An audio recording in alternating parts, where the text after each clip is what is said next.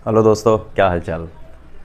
तो जो टॉपिक हमें आज पढ़ना है वो है force between current carrying straight conductor और स्ट्रेट वायर। और वायर का जो लेंथ होगा वो इनफाइनाइट होगा। ठीक है, तो जनरली आपके सिलेबस में जो है ये चीज़ें हैं। तो force between current carrying straight conductor का मीनिंग क्या है कि अगर आपके पास मान लेते हैं कि दो करंट कैरिंग वायर हैं और वो स्ट्रेट कंडक्टर कंसीडर किया जा रहा है, इसके अंदर से अगर करंट I1 फ्लो हो रही है, दूसरा स्ट्रेट कंडक्टर यहाँ पे रखा गया है और ऑफ कोर्स यहाँ पे जो है जो करंट कैरिंग कंडक्टर्स है they are parallel to each other. Okay, so ये जो है वो पैरेलल टू ईच अदर है। ठीक है, जो भी कंसीडर किया जा रहा है यहाँ पे वो पैरेलल टू ईच अदर है। ओके, इसके अंदर से जो करंट हमारी फ्लो हो रही है वो मान लेते हैं हमारी ये I2 करंट है। ओके, इनके बीच का जो डिस्टेंस है, let us consider this distance is R। तो इसमें क्या निकालना है कि force between current carrying straight wire है, इन दोनों के बीच में क्या कोई एक म्यूचुअल फोर्स लगेगा या नहीं लगेगा। पहले तो उस पर बात कर लेते हैं कि अगर फोर्स लगता है देन वी विल कैलकुलेट, अगर नहीं लगता है तो ज़रूरत ही नहीं है पढ़ने का। ओके, तो लगेगा कि नहीं लगेगा फोर्स, उसके बारे में हम बात करते हैं। तो देखिए यहाँ पे क्या होता है कि आपका एक करंट कैरिंग वायर है, यहाँ से करंट फ्लो हो रहा है, तो करंट का जो प्रॉपर्टी है, अगर आपके पास एक करंट कैरिंग कंडक्टर है तो ऑरस्टेड एक्सपेरिमेंट ये कहता है कि उसके चारों तरफ एक मैग्नेटिक फील्ड प्रोड्यूस होगा। ऑफ कोर्स उस मैग्नेटिक फील्ड का डायरेक्शन आप निकाल सकते हैं। एग्जांपल के तौर पे अगर मेरे पास ये करंट कैरिंग कंडक्टर है, इसका जो डायरेक्शन ऑफ करंट है वो इस डायरेक्शन में है, तो जो आपका जो मैग्नेटिक फील्ड होगा, magnetic field will be along this one, right. तो मैग्नेटिक फील्ड जो होगा वो क्या होगा, एक सर्कल में होगा। तो एग्जाम्पल के तौर पे जैसे हम बात करें कि ये हमारे पास एक करंट कैरिंग कंडक्टर है, तो इसके चारों तरफ जो मैग्नेटिक फील्ड होगा वो कैसा होगा, मतलब ये इस टाइप का होगा, मतलब ओके। तो एक सर्कल में बेसिकली हमारा जो मैग्नेटिक फील्ड होगा वैसा होगा। अब अगर बात करें आपकी, देखिए कि यहाँ पे करंट कैरिंग कंडक्टर आपका रखा हुआ है, इसके चारों तरफ एक मैग्नेटिक फील्ड होगा। इसका मतलब क्या, इस अगर हम देखिए इस वायर के का आपके पास दो रीज़न है, एक तो आपका राइट साइड है, एक आपका लेफ्ट साइड रीज़न है। राइट साइड में जो आपका रीजन है उसमें जो मैग्नेटिक फील्ड का डायरेक्शन होगा वो कैसा होगा, क्योंकि current carrying conductor along this direction, so magnetic field is along this direction, right. क्यों, क्योंकि magnetic field is going inward, right. ये देखिए इनवर्ड जा रहा है ना, यहाँ से इनवर्ड जा रहा है, यहाँ से आउटवर्ड निकल रहा है। इसका मतलब इस केस में क्या होगा, यहाँ पे आउटवर्ड होगा। अच्छा, ये जो सिंबल होता है मैंने बताया था कि ये सिंबल जो है वो क्या है, perpendicular to this plane and outward. So this is the direction pointing perpendicular to this plane and outward. And what about this is the same thing but pointing inward direction, that is अगर आपका ये direction ये point करेगा, so this is the direction which is pointing like this। अब आप देखिए कि आपके पास जब ये मैग्नेटिक फील्ड आ गया, ये मैग्नेटिक फील्ड किसकी वजह से, ये आपका करंट कैरिंग जो कंडक्टर I1 है उसकी वजह से। तो मान लेते हैं कि ये जो मैग्नेटिक फील्ड है उसका मैग्नीट्यूड एक्चुअली B1 मान लीजिए आप। क्यों, क्योंकि फर्स्ट वायर की वजह से आपका है, इसको मान लेते हैं फर्स्ट वायर, इसको मान लेते हैं सेकेंड वायर। अब ये एक मैग्नेटिक फील्ड मिल गया आपको। मैग्नेटिक फील्ड जब मिल गया तो फिर उसके बाद से क्या हो रहा है, उसके बाद से इस देखिए यानी कि इस पूरे रीजन में आपका मैग्नेटिक फील्ड है और इस मैग्नेटिक फील्ड के अंदर आपने दूसरे वायर को रखा है। क्या हम इसको इस तरीके से कंसीडर कर सकते हैं कि नहीं कर सकते। एक मैग्नेटिक फील्ड है, उसमें आपने दूसरे वायर को रखा हुआ है। दूसरे वायर को अगर आपने रखा है तो आपको ये भी पता है कि किसी एक्सटर्नल मैग्नेटिक फील्ड के अंदर एक करंट कैरिंग वायर को अगर हम रखते हैं तो उस पर एक फोर्स लगता है, and that force is basically I × L × B। ये होता है ना फोर्स की वैल्यू, राइट, ये होती है। तो ये जो एक्सटर्नल मैग्नेटिक फील्ड है, लेकिन इसके लिए देखिए ये जो वायर आपका है, इस वायर के लिए जो एक्सटर्नल मैग्नेटिक फील्ड होगा it is because of the magnetic field produced by this first wire. ठीक है, इसमें कोई दिक्कत नहीं है। यानी कि ऐसा होगा कि इसकी वजह से जो मैग्नेटिक फील्ड प्रोड्यूस हुआ वो मैग्नेटिक फील्ड में ये वायर रखा हुआ है, तो इस वायर पे एक फोर्स लगेगा, यानी कि फोर्स तो लगेगा ही लगेगा। ठीक है, तो हम कैलकुलेशन से भाग नहीं सकते, कैलकुलेशन करना ही पड़ेगा। अच्छा, मान लेते हैं मैग्नेटिक फील्ड ये है, करंट कैरिंग कंडक्टर आपने ये रखा हुआ है, तो इस पे जो फोर्स लगेगा वो फोर्स हम निकाल सकते हैं नहीं। Force on second wire due to first that is equal to F21, ऐसा लिखा जा सकता है। Force on second wire due to first that is equal to what, it is I × L × B। ये होता है हमारा, यही होता है ना फॉर्मूला, हम ये जानते हैं। किस कंडक्टर पे लग रहा है, सेकेंड कंडक्टर पे, और सेकेंड कंडक्टर के अंदर जो हमारी करंट फ्लो हो रही है वो I2 करंट फ्लो हो रही है। और आपने इसके पूरे लेंथ को, चूंकि ये लेंथ तो इनफाइनाइट है, हम इनफाइनाइट लेंथ कंसीडर नहीं कर सकते, तो हम इसमें कोई भी एक लेंथ कंसीडर कर ले रहे हैं कि मान लेते हैं कि ये हमारा जो है वो L2 लेंथ है, मान लेते हैं L2 लेंथ है। सो दिस इज L2 हो गया हमारा। और क्रॉस B क्या है, B जो है it is a magnetic field produced by this I1, so this is B1। तो ये हमारा वेक्टर फॉर्म में आपका जो force on second conductor due to the first current carrying जो वायर होगा उसकी वजह से हमारा ये फोर्स की वैल्यू होगी। इसमें कोई दिक्कत नहीं है किसी को।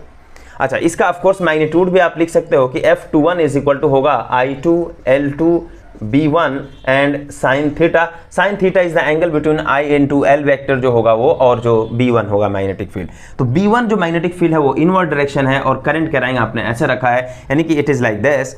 सो B is along this direction, B is along this direction, है ना, B is along this direction, current is this, so theta is equal to 90 degree, तो sin 90 is equal to 1, तो आप लिख सकते हैं कि F21 is equal to, since theta is equal to 90 degree, we can write F21 is equal to I2 L2 B1, ये लिख सकते हैं। ठीक है, ये इक्वेशन नंबर 1 मान लीजिए आप। मैग्नीट्यूड के बारे में यहाँ पे लिखा है, ऑफ कोर्स ये वेक्टर फॉर्म है। अच्छा, इसका रिवर्स क्या हो सकता है? क्या इसका रिवर्स भी हम डायरेक्ट कर सकते हैं कि नहीं कर सकते? आपके पास अब दूसरे केस में आप ये सोचिए कि पहले केस में आपने क्या सोचा कि इसकी वजह से हमारा एक मैग्नेटिक फील्ड मिल गया, इस मैग्नेटिक फील्ड के अंदर एक करंट कैरिंग मैग्नेटिक फील्ड की वैल्यू B है। ऑफ कोर्स इस पॉइंट पे मैग्नेटिक फील्ड की जो वैल्यू है मान लेते हैं B है, B1 है, और यहाँ पे I2 करंट फ्लो हो रही है, तो इस पे एक फोर्स लगेगा and that force is given by this equation number 1। Now similarly क्या हम दूसरे तरीके से मान सकते हैं इससे कि I2 करंट से हमारी एक करंट फ्लो हो रही है, इस I2 करंट की वजह से हमारा एक मैग्नेटिक फील्ड जनरेट होगा। इस मैग्नेटिक फील्ड का जो डायरेक्शन होगा वो यहाँ पे इनवर्ड होगा, लेकिन यहाँ पे जो होगा हमारा क्या होगा, आउटवर्ड डायरेक्शन में मैग्नेटिक फील्ड होगा। समझ में आ रहा है नहीं आ रहा है? This is the magnetic field inward, यहाँ से बाहर निकलेगा ऐसा करके। ठीक है, तो अब बताइए कि इसकी वजह से आपको अगर मैग्नेटिक फील्ड मिल गया तो आपने इस वायर को कहाँ रखा हुआ है? इस वायर को आपने इसके लेफ्ट साइड में रखा है या राइट साइड में? देखिए इस वायर को आपने इसके लेफ्ट साइड में रखा हुआ है, इस वायर के, तो इसका मतलब ये है आपका वायर था जो कि ये I2 वाला था, I2 वाला, और इस वायर के लेफ्ट में आपने I1 वाला वायर रखा हुआ है, राइट। इसका मतलब यहाँ पे जो मैग्नेटिक फील्ड आपका हुआ I2 करंट की वजह से वो आपका क्या हुआ, आउटवर्ड डायरेक्शन में हो गया। समझ में आ रहा है नहीं यार? अच्छा, फिर उसके बाद से हम इसको अभी हटा सकते हैं क्योंकि इसका कोई ज़रूरत नहीं है, आपको मैग्नेटिक फील्ड मिल गया। So magnetic field is, you can write it as a B2। क्यों B2? क्योंकि ये इस वक्त I2 करंट की वजह से आपको जो मैग्नेटिक फील्ड मिल रही है वो सिमिलर सिचुएशन हो गया आपको कि एक मैग्नेटिक फील्ड आ गया आपका यहाँ पे जो कि आउटवर्ड डायरेक्शन में है और एक करंट जो है वो आपका फ्लो हो रहा है, एक करंट कैरिंग वायर आपने इस मैग्नेटिक फील्ड के अंदर रखा है, तो एक फोर्स फील होगा और इस फोर्स की वैल्यू क्या हो जाएगी? समझ में आ रहा है कि नहीं आ रहा है? तो इस फोर्स की जो वैल्यू हो जाएगी वो क्या हो जाएगी कि इसको हम ऐसा लिख सकते हैं कि force on first wire due to second. क्या हो जाएगा? Force on first wire due to second F12 that is equal to, आपको पता है I into L cross B होता है ये हमारा। लेकिन इस केस में हमारा क्या होगा? इस केस में क्या होगा? B is basically B2, so you can write it as a B2। What about L1 या व्हाट अबाउट करंट? तो करंट जो है कौन सा वायर रखा हुआ है? I1 wire, so it is I1 और इसको आप L1 मान लीजिए। क्या दिक्कत है? हमने जितना भी माना कि मान लेते हैं कि जो फोर्स है इस पर हमने इतना लेंथ मान लिया, इट इज L2, और यहाँ पे L1 मान लिया है। समझ में आ रहा है नहीं यार? तो इसका जो मैग्नीट्यूड होगा वो कितना होगा? So this is F12 force on first wire due to second that is equal to I1 L1 B2, और ये हो जाएगा साइन थीटा। अगेन यहाँ पे जो साइन थीटा होगा, थीटा की वैल्यू 90 डिग्री हो जाएगी। उसका रीज़न ये है कि मैग्नेटिक फील्ड आपका इस बार आउटवर्ड डायरेक्शन में है और करंट ऐसा फ्लो हो रहा है। So current is along this direction, magnetic field is along this, theta is equal to 90 degree. So F12 is equal to I1 L1 B2। ये समझ में आ रहा है नहीं आ रहा? तो ये हुआ हमारा इक्वेशन नंबर 2, इसमें कोई दिक्कत नहीं। अब देखिए कि ये जो B1 और B2 की वैल्यू क्या होगी, B1 और B2 की वैल्यू हमें फाइंड आउट करनी है। So what will be the value of B1 and B2? आपके पास ये करंट कैरिंग आपके पास वायर था जो कि I1, इससे देखिए इस वायर को आपने किस डिस्टेंस पे रखा हुआ है? R डिस्टेंस पे। तो हमको यही निकालना था, इस पे जो मैग्नेटिक फील्ड है उसको हमने कंसीडर किया था B1। तो B1 की वैल्यू क्या होगी? इसका मतलब इससे R डिस्टेंस पे आपका जो मैग्नेटिक फील्ड होगा उसकी वैल्यू कितनी हो जाएगी? तो आपको पता है कि इनफाइनाइट जो स्टेट कंडक्टर होता है उसकी वजह से R डिस्टेंस पे जो मैग्नेटिक फील्ड होती है उस मैग्नेटिक फील्ड को हम लिखते हैं μ0/4π 2I/R, राइट? यही लिखते हैं। ऑफकोर्स μ0/2 भी आप कर सकते हो, μ0/2π I/R। तो जनरली मैं ऐसा करके लिखता हूँ क्योंकि μ0/4π डायरेक्ट हमारा एक कांस्टेंट का जो वैल्यू 10⁻⁷ है वो लिख देते हैं। तो I1 की वजह से जो मैग्नेटिक फील्ड होगा वो आपका B1 हो जाएगा, B1 की वैल्यू ये हो जाएगी। समझ में आ रहा है नहीं आ रहा? तो यहाँ पे करंट ऑफ कोर्स I1 हो जाएगा, इसमें कोई दिक्कत नहीं है। सिमिलरली एक बात बताइए, सिमिलरली यहाँ पे हुआ कि I2 जो हमारा जो करंट है, I2 करंट की वजह से R डिस्टेंस पे यहाँ पे इस पॉइंट पे जो मैग्नेटिक फील्ड होगा वो कितना होगा, ये हमने V2 कंसिडर किया था। इसका मतलब आपका I2 की वजह से R डिस्टेंस पे मैग्नेटिक फील्ड जो होगा उसकी जो वैल्यू हो जाएगी दैट इज V2, और V2 is equal two similarly यही हो जाएगा μ0/4π, और ये हो जाएगा 2I2/R। समझ में आ रहा नहीं आ रहा? तो B1 यहाँ पे मिल गया, B2 यहाँ पे मिल गया, तो डायरेक्ट फ्रॉम इक्वेशन 1 एंड 2 से B1 और B2 की वैल्यू हम यहाँ पे पुट कर देंगे, तो क्या हो जाएगा जस्ट बताइए यहाँ पे। तो F21 क्या हो जाएगा फ्रॉम इक्वेशन 1 से, यहाँ से हम लिख सकते हैं फ्रॉम इक्वेशन 1 से F21 is equal to I2, this is L2, and this is what B1 you can write it from there, so it is μ0 divided by 4π and that is 2I1/R। हो गया या नहीं होगा? ठीक है, तो इसको क्या लिख सकते हो आप जरा सा देखिए। तो F21 is equal to μ0 divided by 4π and this is 2I1I2/R into of course L2। ये हो गया, समझ में आ रहा है?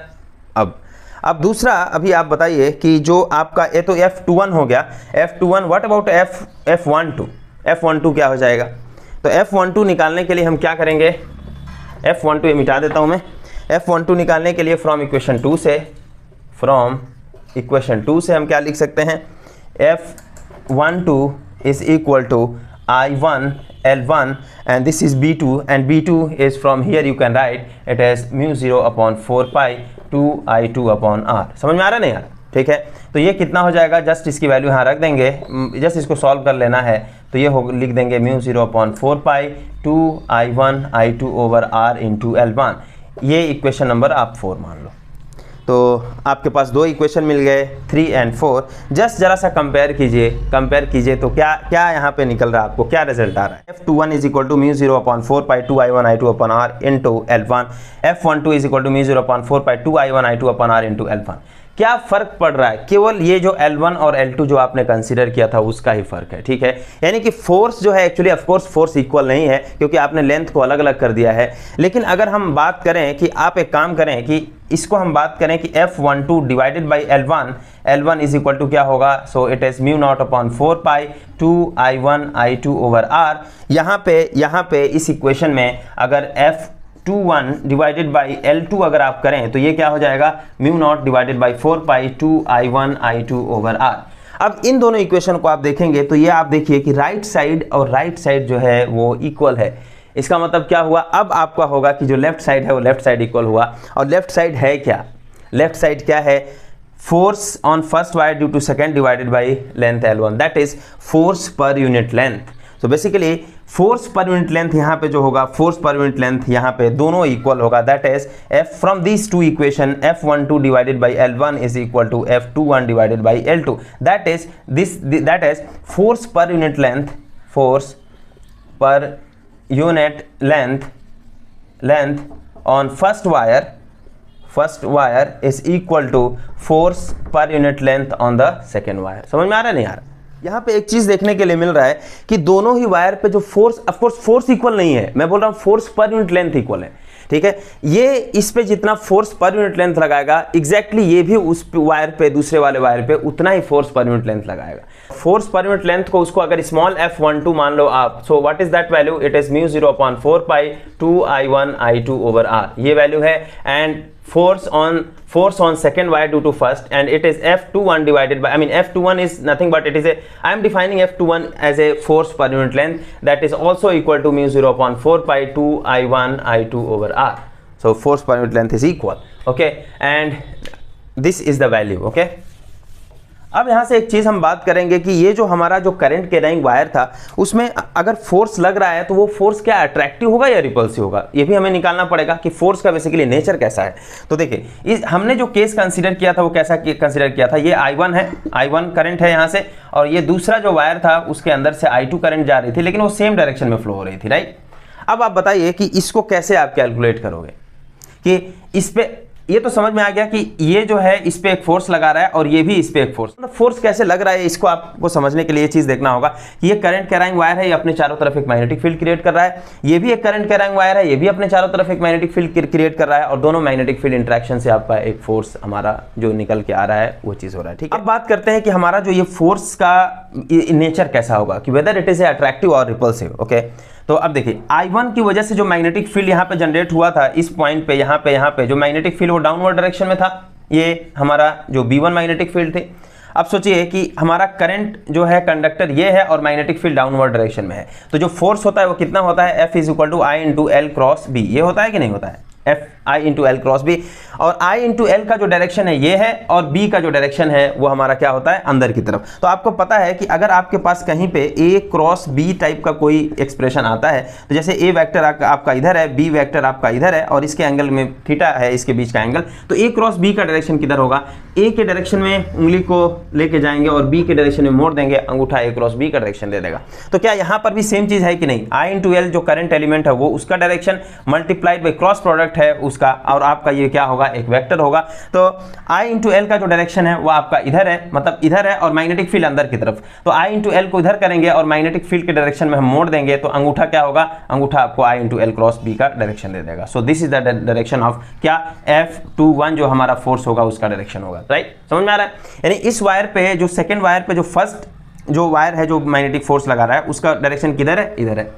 ठीक है, अब सिमिलरली दूसरे वायर पे, मतलब सिमिलरली दूसरे वायर की वजह से आपका फर्स्ट वायर पे कितना मैग्नेटिक फोर्स होगा, तो ये भी तो एक मैग्नेटिक फील्ड क्रिएट कर रहा है कि नहीं क्रिएट कर रहा है। तो सिमिलरली जो मैग्नेटिक फील्ड यहाँ पे होगा वो आपका अपवर्ड डायरेक्शन में मैग्नेटिक फील्ड होगा। राइट, देखिए मैग्नेटिक फील्ड यहाँ पे वो डाउनवर्ड चला जाएगा, यहाँ पे वो डाउनवर्ड चला जाएगा, लेकिन यहाँ पे इसके इधर वाले रीजन पे जो मैग्नेटिक फील्ड होगा वो क्या होगा, आपका अपवर्ड डायरेक्शन में मैग्नेटिक फील्ड होगा। अपवर्ड डायरेक्शन में आपका मैग्नेटिक फील्ड है, फिर उसके बाद से क्या हो रहा है, आपने करंट कैरिंग वायर I1 को रखा हुआ है, तो एक फोर्स लगेगा, बिल्कुल लगेगा। और डायरेक्शन कैसे निकालेंगे, this is the direction of magnetic field, this is the direction of current. तो करंट के डायरेक्शन में आप उंगली को ले गए और मैग्नेटिक फील्ड के डायरेक्शन में हम उसको मोड़ देंगे, और हमारा अंगूठा जो होगा वो मैग्नेटिक फोर्स का डायरेक्शन दे देगा। इसका मतलब मैग्नेटिक फोर्स यहाँ पे कैसा है, it is F12। Of course इसको आपका जो फ्लेमिंग लेफ्ट हैंड रूल है उससे भी निकाला जा सकता है, तो फ्लेमिंग लेफ्ट हैंड रूल से भी मैं अभी निकाल के दिखा दूंगा कि कैसा होता है। ठीक है, फ्लेमिंग लेफ्ट हैंड रूल भी बता दूंगा अभी। यहाँ पे आपको समझ में आया कि नहीं, यानी कि जब आपका जो करंट कैरिंग कंडक्टर से जो हमारी करंट फ्लो हो रही है अगर एक ही डायरेक्शन में जाए, तो फिर उसके बाद से जो दोनों फोर्स होते हैं वो क्या होते हैं, एक्चुअली आपका देखो ये इधर फोर्स लगा रहा है किधर, यानी कि क्या हो जाएगा, अट्रैक्शन हो जाएगा।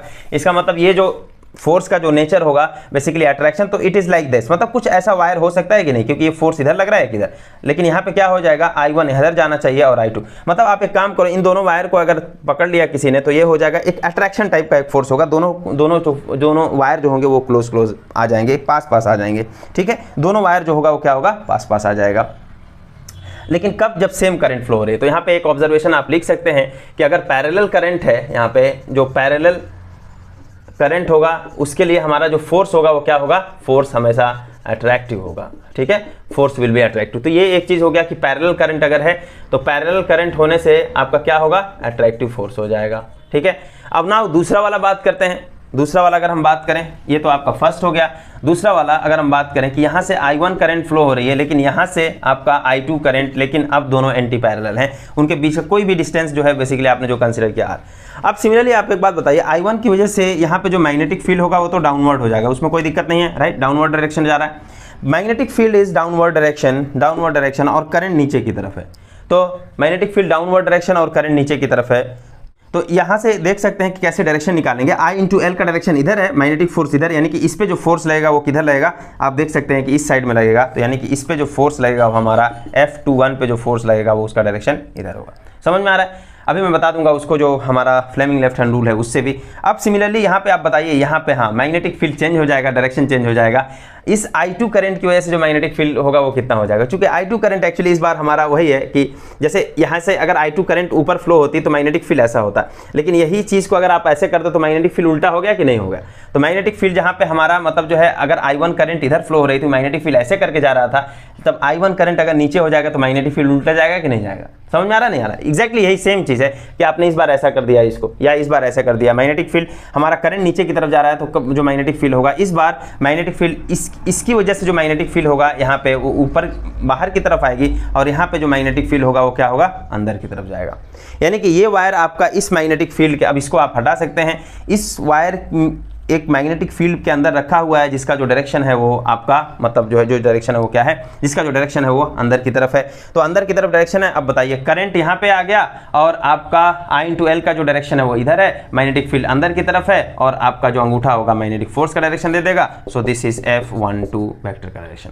इसका मतलब कैसा हुआ कि इस वायर पे जो हमारा फोर्स लग रहा है, एक फोर्स आपका इधर लग रहा है और जो दूसरा फोर्स है इधर लग रहा है, और इन दोनों को अगर आप पकड़ लें तो किस तरीके से आपका फील होगा कि ये हमारा इस तरीके से एक रिपल्सिव बेसिकली हो रहा है। अगर करंट आपका एंटी पैरेलल है तो हमारा क्या हो रहा है, रिपल्सिव हो रहा है। तो यहाँ पे आप लिख सकते हैं कि अगर करंट जो होगा आपका एंटी पैरेलल अगर है, एंटी पैरेलल करंट है, तो उससे क्या होता है, हमारा जो फोर्स होता है वो क्या होता है, रिपल्सिव फोर्स होता है। ठीक है, तो ये चीज़ हमारा हो गया। अब देखिए फ्लेमिंग लेफ्ट हैंड रूल से भी बिल्कुल आप कैलकुलेट कर सकते हैं। वो जैसे एक बता देता हूं मैं कि जो फ्लेमिंग लेफ्ट हैंड रूल है वो क्या है, कि जैसे एग्जांपल के तौर पे ये आपने मैग्नेटिक फील्ड तो आपको मिल गया ना, कि मैग्नेटिक फील्ड यहाँ पे इसकी वजह से इस रीजन में जो मैग्नेटिक फील्ड होगा वो डाउनवर्ड डायरेक्शन में होगा। ठीक है, उसमें कोई दिक्कत नहीं है कि ये हमारा जो मैग्नेटिक फील्ड हुआ वो हमारा क्या हो रहा है, डाउनवर्ड डायरेक्शन में हो रहा है। ठीक, अब देखिए फ्लेमिंग लेफ्ट हैंड रूल क्या है, इट इज FBI। समझ में आ रहा है, this is a magnetic force, this is a magnetic field and this is the current. Current actually क्या है, करंट ऊपर की तरफ है, मैग्नेटिक फील्ड इनवर्ड। तो आप देख सकते हो आप कि FBI, B is the magnetic field जो कि इनवर्ड डायरेक्शन है, करंट आपका इस डायरेक्शन में है, तो फोर्स किधर लग रहा है, तो फोर्स इज दिस। तो इस पे जो लगने वाला जो फोर्स होगा वो क्या होगा, फोर्स जो है हमारा इस डायरेक्शन में होगा। ठीक है, तो यहाँ पे F21 आ गया। अब क्या होगा, इसकी वजह से जो मैग्नेटिक फील्ड होगा यहाँ पे क्या होगा, इस वायर की वजह से जो मैग्नेटिक फील्ड है वो आपका क्या होगा, आउटवर्ड होगा या नहीं होगा। पे आप ऐसा लगा सकते हो कि B जो मैग्नेटिक फील्ड है वो क्या है, magnetic field actually outward direction. So this is the magnetic field, outward कर दिया। फिर उसके बाद से करंट जो है ऊपर की तरफ जा रहा है, देख सकते हो आप, करंट जो है वो ऊपर की तरफ है और मैग्नेटिक फील्ड जो है हमारा आउटवर्ड हो रहा है और करंट इज दिस डायरेक्शन। तो मैग्नेटिक फोर्स किधर लग रहा है, तो मैग्नेटिक फोर्स हमारा अंगूठा इस पॉइंट कर रहा है, इधर पॉइंट कर रहा है। सो this is the direction of the force. तो आपको एक्चुअली मैं जो है वो प्रीफर इसलिए भी करता हूं क्योंकि ये it is just A cross B, ये वाला जो है मैं ज़्यादा प्रीफर करता हूं। उसका रीज़न ये है कि आपका मान लेते हैं कि कभी कभी ऐसा देखा गया है बच्चों का कि वो फ्लेमिंग लेफ्ट हैंड रूल को क्या करते हैं, वो राइट हैंड रूल लगा दिया, कि सोचते हैं कि अरे यही तो है, मतलब जो फ्लेमिंग लेफ्ट हैंड रूल है, लेफ्ट को मतलब समझ लेते हैं कि राइट है, जिससे वो जो है वो गलत हो जाता है। इसीलिए आप जस्ट A क्रॉस B का आप याद रखें। तो हमने क्या चीज़ देखा, हमने ये देखा कि जो force between the current carrying conductor जो कि इनफाइनाइट थे, और हमने एक चीज़ देखा कि जो फोर्स पर यूनिट लेंथ होता है वो इक्वल होता है।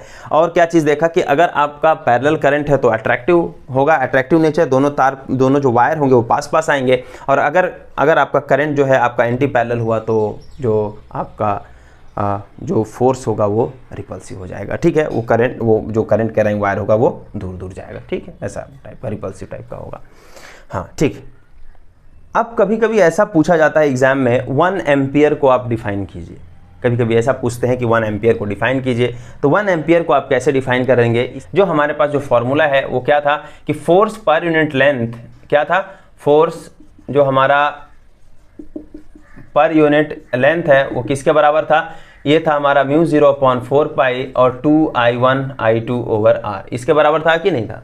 ठीक है, अब क्या हो जाएगा कि यहाँ पे अगर हम देखें कि अगर दोनों जो हमारा स्ट्रेट कंडक्टर है उसमें I1 और I2 यही करंट फ्लो हो रहा है और इसके बीच का जो डिस्टेंस है वो हमारा कितना है, R है। ठीक, 1 एम्पियर को कैसे आप डिफाइन करेंगे, तो आप एक काम करें कि जैसे अगर इसको I1 इज इक्वल टू 1 मान लें, I2 इज इक्वल टू अगर 1 मान लें और R is equal to 1 metre अगर कर दें। ठीक है, समझ में आ रहा नहीं आ रहा। तो जो फोर्स पर यूनिट लेंथ होगा उस केस में कितना हो जाएगा, तो μ0/4 पाई का वैल्यू 10⁻⁷ और 2 और I1 I2 की वैल्यू हमने 1 और 1 मान के रखा है और ये हो जाएगा 1, दैट इज 2 × 10⁻⁷ न्यूटन। राइट, सो ये हमारा क्या हुआ, फोर्स पर यूनिट लेंथ है। एक्चुअली ये फोर्स पर यूनिट अगर लेंथ है तो न्यूटन पर मीटर आ जाएगा ये, राइट, न्यूटन पर मीटर हो जाएगा क्योंकि फोर्स पर यूनिट लेंथ है। अब यहाँ से अगर हम बात करें, देखिए 1 एम्पियर का definition, 1 ampere is defined as the amount of current flowing through the straight conductor in such a way that the force per unit length in between them is 2 × 10⁻⁷ newton per metre. आपको ऐसा ही define करना है। ठीक है, मतलब straight conductor के बीच में अगर आपने 2 इनफाइनाइट स्ट्रेट कंडक्टर लिया है, उसके अंदर एक कुछ करंट हमारी फ्लो हो रही है, वो करंट अगर फ्लो हो रही है और वो करंट ऐसा फ्लो हो रही है कि उन दोनों के बीच में जो म्यूचुअल फोर्स लग रहा है, force per unit length actually जो फोर्स पर यूनिट लेंथ लग रहा है, अगर वो 2 × 10⁻⁷ न्यूटन पर मीटर अगर होता है तो हम ऐसा बोलेंगे कि उन वायर के अंदर से जो करंट फ्लो हो रही है वो 1 एम्पियर मैग्नीट्यूड की करंट है। ठीक है, तो उसको हम ऐसा डिफाइन कर सकते हैं। ओके, मैं जस्ट समराइज कर देता हूं कि आज हम लोगों ने क्या क्या पढ़ा है। तो force between the current carrying state conductor के बारे में हमने स्टडी किया है कि अगर आपके पैरेलल स्टेट कंडक्टर जो कि इनफाइनाइटली लॉन्ग हैं, उनको आपने पास में रख दिया है तो उनके बीच में एक्चुअली एक फोर्स ऑफ इंटरेक्शन लगता है, एक आपका म्यूचुअल फोर्स लगता है। वो जो म्यूचुअल फोर्स होगा, अगर दोनों करंट का डायरेक्शन सेम हुआ तो जो फोर्स होगा वो अट्रैक्टिव होगा। दोनों करंट का डायरेक्शन अगर एंटी पैरेलल हुआ तो हमारा जो फोर्स होता है वो रिपल्सिव होता है। ठीक है, और इसके लिए हमने force per unit length, actually होता क्या है कि जो फोर्स पर यूनिट लेंथ दोनों के बीच में जो म्यूचुअल फोर्स है, एक्चुअली म्यूचुअल फोर्स का फोर्स पर यूनिट लेंथ आपको कंसिडर करना है। फोर्स पर यूनिट लेंथ दोनों का क्या होता है, वो सेम होता है, हमने देखा। फिर उसके बाद से हमने 1 एम्पियर की डेफिनेशन को हमने यहाँ पे बताया है। So that is it, thank you very much.